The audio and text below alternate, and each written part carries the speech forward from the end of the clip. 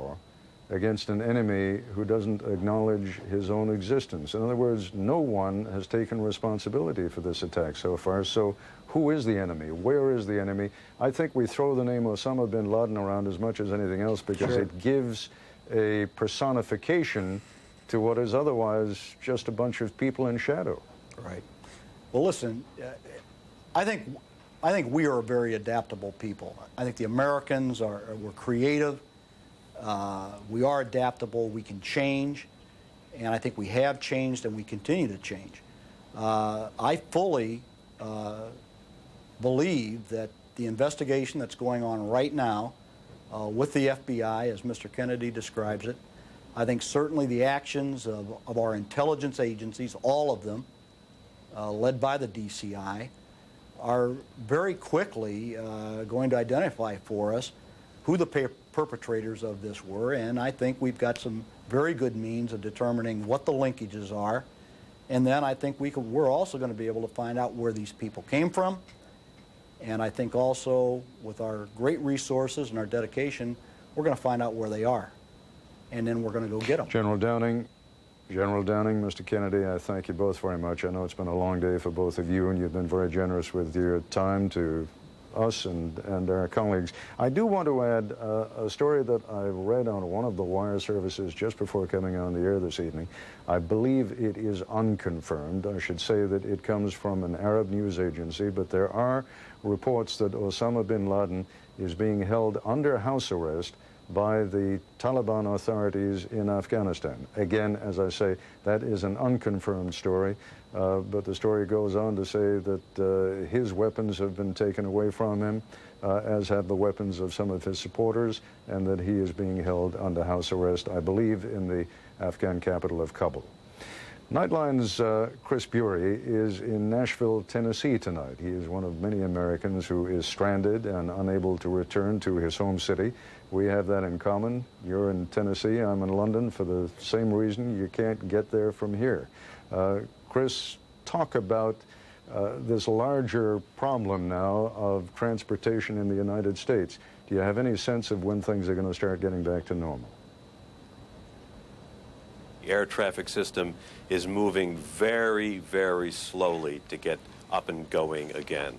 United Airlines, for example, has begun to ferry empty planes to airports around the country to pre-position them for when passenger traffic resumes.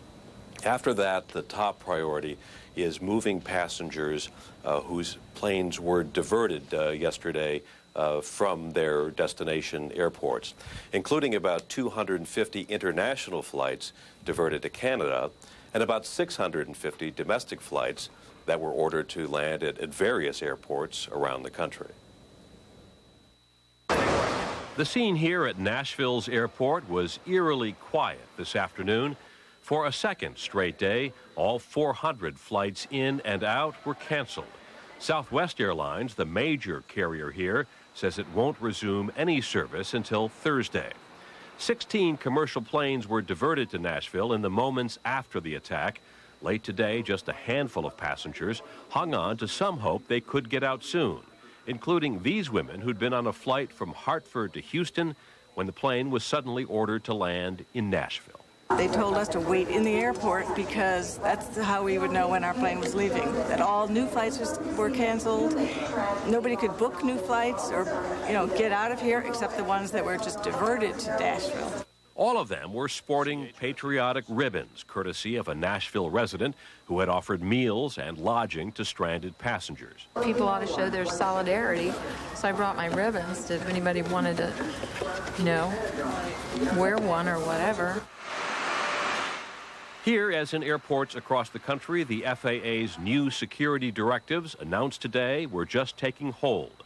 All airports were ordered to display an increased police presence. Curbside check-in has been banned, along with off-site check-in at airport hotels. To comply with the new guidelines, major airports must conduct searches with bomb-sniffing dogs. Only ticketed passengers will be allowed in the gate area.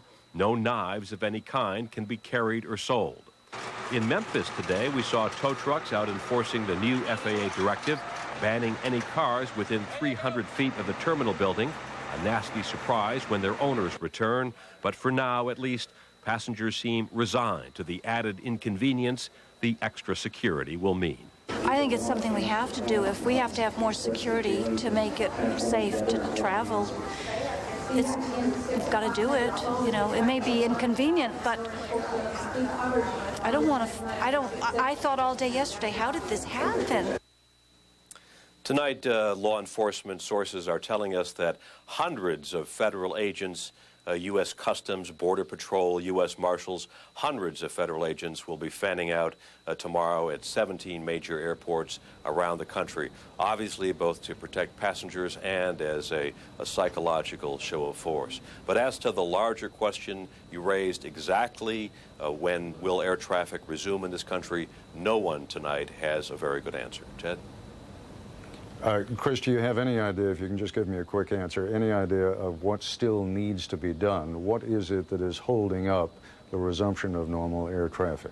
There's a lot of confusion because of these FAA directives. Some of them apply to the airports, for example, the ban on curbside check-in. Others apply to the airlines, for example, a new directive today that comprehensive searches must be made of aircraft after the catering and after the cleaning. But it's not clear who's supposed to conduct those searches. Is it the flight attendants? Is it the maintenance people? Is it the pilots? Those sorts of questions all have to be sorted out. The FAA has to be happy with the response of the airports and the airlines before it's going to give the green light. Chris Bury, many thanks. New York City is usually known as a place of hustle and bustle. Today it was anything but. I'm going to go back now once again to my Nightline colleague Michelle Martin, who has a report. Morning on the day after. Today brought to light the awful incongruity. A beautiful day, and with it, a new understanding of the devastation.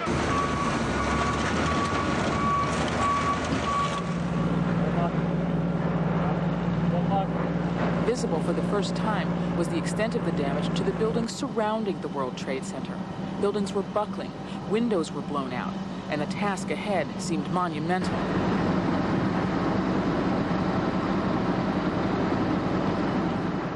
We've seen devastation, but this was the worst. This is the worst we've ever seen. Bodies everywhere. Terrible. The strain of the mission was clear on the faces of these firefighters. Most had been there all night. At about 7 a.m., what would have been the height of morning rush hour, New York Mayor Rudy Giuliani was one of the few people moving through the streets of Manhattan. He was on his way to encourage exhausted workers. Thank you for your help. Gentlemen, thank you very much for your help. Thank you. And to tour the damage by daylight.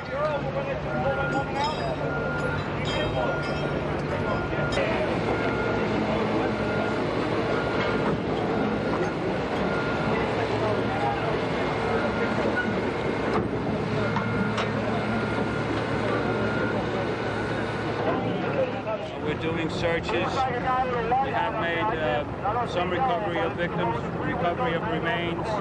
We may have found one or two viable remains, but I wouldn't, not for public consumption, so to speak. Terrific effort. Everybody's working hard, sir. I can see that. They did a great job.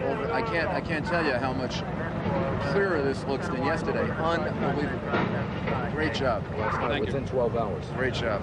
Even as the reality of the unimaginable set in, it was hard even for New York's voluble mayor to cope with the loss of one of New York's most famous landmarks. Everything's relative when you look up there and you don't see the World Trade Center. It's unbelievable. There were signs of hope. We have been successful in recovering at least one other person, Port Authority police officer. We're hopefully going to be able to recover a fourth one, and we're in the process of doing everything we can to try to locate other people. But those were small glimmers in a day when it became clear that the odds for survivors were very small.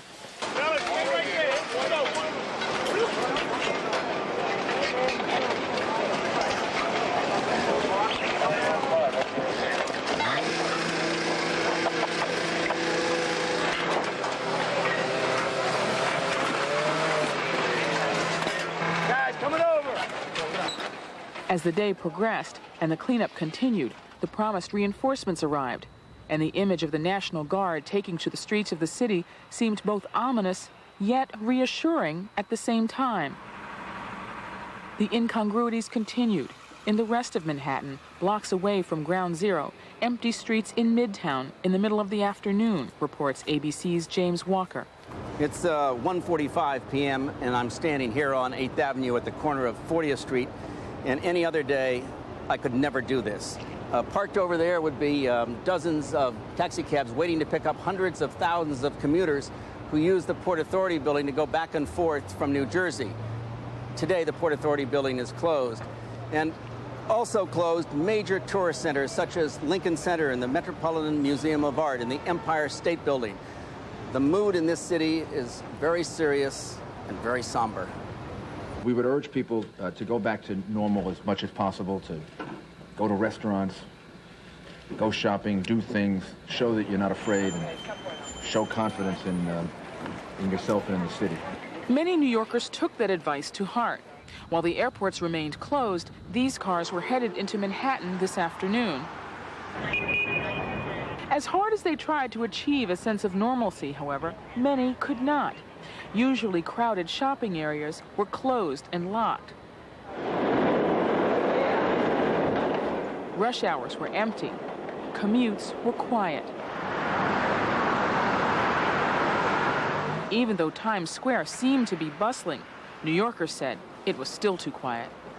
To us, New Yorkers that live close to here, it doesn't seem like there's anybody here. It seems pretty empty. It's a little busy now, but when we came out before, it was empty. I felt that I had to be here and I had to walk around. I had to literally feel it to know that I could be okay with going to work again. Really? Yeah. Okay. If I didn't do it, I don't think I could just walk in one day and just start working. I had to walk around and feel that it was okay. As evening arrived, more people felt as these men did. They had to venture out. I still can't believe that the World Trade Center, both towers have collapsed, but I'm digesting it. I suppose tomorrow I'll be angry, but right now I'm just, thinking about it. But the sense of tension was never far away. On the way here, the train stopped in between, sections, and everybody on the train was nervous. Really? And rightfully so, yeah. How could you tell they were nervous? Because everybody just sort of clammed up and looked around like, what's going on? The sense of unease was evident here, but stories of miraculous survival continued. These twin sisters, visiting from Alabama and Georgia, met in New York to share their 40th birthday. They were having coffee in the World Trade Center when the first plane struck. And all of a sudden it sounded like, I don't know where the subway is, but it sounded like a subway collision, a bomb, and it was just pounding, boom, boom, boom, and I literally thought the subway had exploded and all the cars were supposed to land on top of us. It was so loud. And what'd you do? They lost everything, money, ID, clothes, but they've been overwhelmed by the kindness of New Yorkers. I've always heard bad things about New Yorkers. Everybody's like, people in the north are kind of mean and short, but they're not. They've been wonderful. Everybody's been great. And at a time like this, everybody complains about, or not everyone, but at a time like this, people often complain about the intrusiveness of the media. But I'd like to point out that many of the people we interviewed came up to us because they wanted to demonstrate that they were not afraid, or they really wanted to talk to someone about just how afraid they were. Ted? Michelle, thank you. You're exactly right in the point that you make about the role of the media at a time like this. We know what you folks think of us some of the time, much of the time. But at a time like this, television really can be a blessing because it unites in a way that nothing else could. At a time when people want to know and need to know what is going on in so many different places, when people in the administration, in law enforcement, people who are trying to find missing relatives need communication. Those are the times when television does rise to certain heights, or at least is of a value that we sometimes forget. Of course, the second front of this terrible attack was in Washington, D.C., a city that was not as devastated as New York, but in its own way, the shock there is just as deep, as my Nightline colleague John Donvan now reports.